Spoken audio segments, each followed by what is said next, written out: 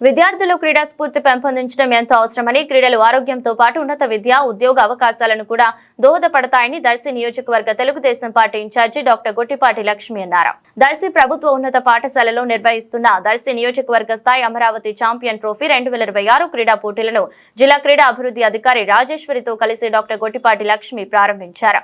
ఈ క్రీడా పోటీలు ఈ నెల 27, 28 తేదీల్లో జరగనున్నాయి. ఈ సందర్భంగా డాక్టర్ గొట్టిపాటి లక్ష్మి మాట్లాడుతూ గ్రామీణ ప్రాంతాల్లోని విద్యార్థులు అపారమైన క్రీడా ప్రతిభ దాగి ఉంటుందని, ఇలాంటి పోటీల ద్వారా ప్రతిభ వెలుగులోకి వస్తుందని అన్నారు.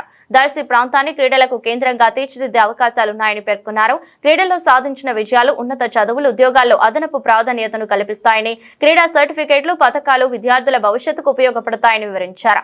రాష్ట్రం నుంచి అంతర్జాతీయ స్థాయిలో రాణించిన క్రీడాకారులు ఉన్నత పదవులు పొందిన విషయాన్ని గుర్తు చేస్తూ ప్రతి విద్యార్థి తన కుటుంబానికి, గ్రామానికి, ప్రాంతానికి మంచి పేరు తీసుకురావాలనే లక్ష్యంతో క్రీడల్లో రాణించాలని పిలుపునిచ్చారు. కార్యక్రమంలో మాజీ MLA Narapusetti Paparao, Darsi municipal chairman Narapusetti Pichaiah, Darsi AMC chairman Daram Nagaveni, Subbarao, పట్టణ టీడీపీ అధ్యక్షుడు చిన్న, మున్సిపల్ వైస్ చైర్మన్లు గర్నిపూడి స్టీవెన్, తలారి కోటయ్య, దర్శి నియోజకవర్గంలోని ఎంఈఓలు, ప్రధానోపాధ్యాయులు, వ్యాయామ ఉపాధ్యాయులు, క్రీడాకారులు, క్రీడాభిమానులు, టీడీపీ నాయకులు, కార్యకర్తలు పాల్గొన్నారు.